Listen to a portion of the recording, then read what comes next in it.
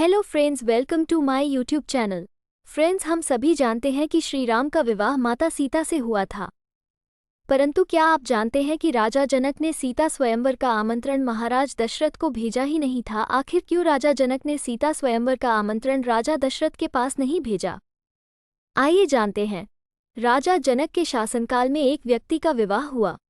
जब वह पहली बार सज संवर कर ससुराल के लिए चला तो रास्ते में चलते चलते एक जगह उसको दलदल मिला, जिसमें एक गाय फंसी हुई थी जो लगभग मरने के कगार पर थी।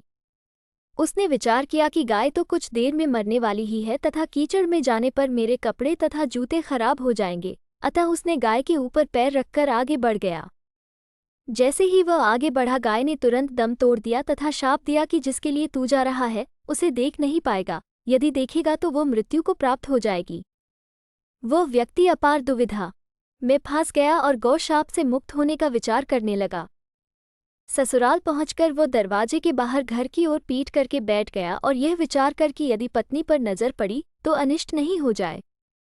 परिवार के अन्य सदस्यों ने घर के अंदर चलने का काफी अनुरोध किया, किंतु वह नहीं गया और न ही रास्ते में घटित घटना के बारे में किसी को बताया। उसकी पत्नी को जब पता चला तो उसने कहा कि चलो, मैं ही चलकर उन्हें घर के अंदर लाती हूँ। पत्नी ने जब उससे कहा कि आप मेरी ओर क्यों नहीं देखते हो, तो भी चुप रहा।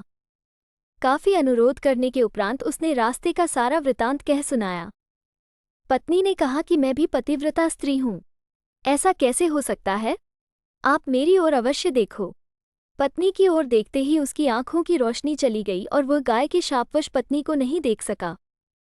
पत्नी पति को साथ लेकर राजा जनक के दरबार में गई और सारा वृतांत कह सुनाया।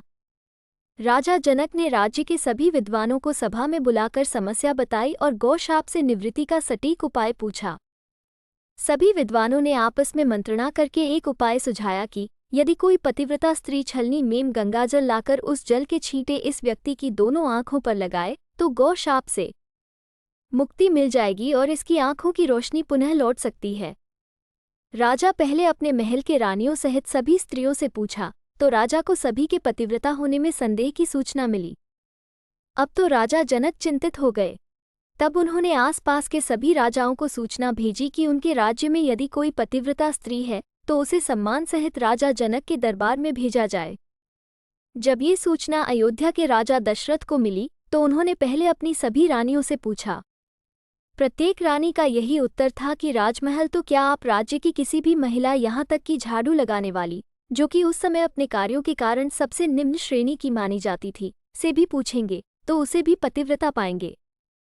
राजा दशरथ को इस समय अपने राज्य की महिलाओं पर आश्चर्य हुआ और उसने राज्य की सबसे निम्न मानी जाने वाली सफाई वाली को बुला भेजा और उसके पतिव्रता होने के बारे में पूछा।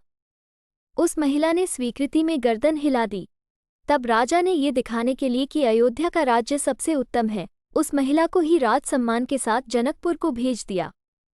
राजा जनक ने उस महिला का पूर्ण राजसी ठाट बाट से सम्मान किया और उसे समस्या बताई। महिला ने कार्य करने की स्वीकृति दे दी।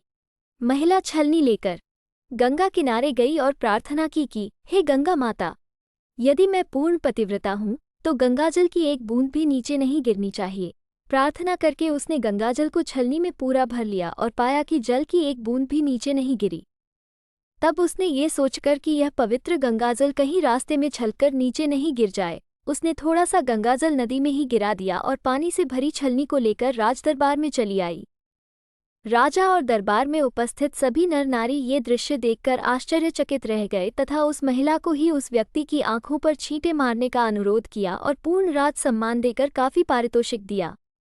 जब उस महिला ने अपने राज्य को वापस जाने की अनुमति मांगी तो राजा जनक ने अनुमति देते हुए जिज्ञासावश उस महिला से उसकी जाति के बारे में पूछा। महिला द्वारा बताए जाने पर राजा आश्चर्यचकित रह गए। उन्होंने सीता स्वयंवर के समय यह विचार किया कि जिस राज्य की सफाई करने वाली इतनी पतिव्रता हो सकती है तो उसका पति कितना शक्तिशाली होगा।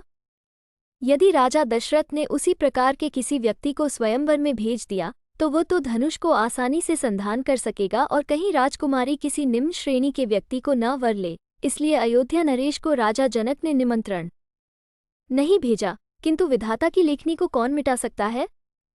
अयोध्या के राजकुमार वन में विचरण करते हुए अपने गुरु के साथ जनकपुर पहुंच ही गए और धनुष तोड़कर राजकुमार राम ने सीता को वर लिया। फ्रेंड्स, वीडियो पसंद आया हो तो कमेंट में जय श्री राम जरूर लिखें और वीडियो को लाइक शेयर सब्सक्राइब करना ना भूलें।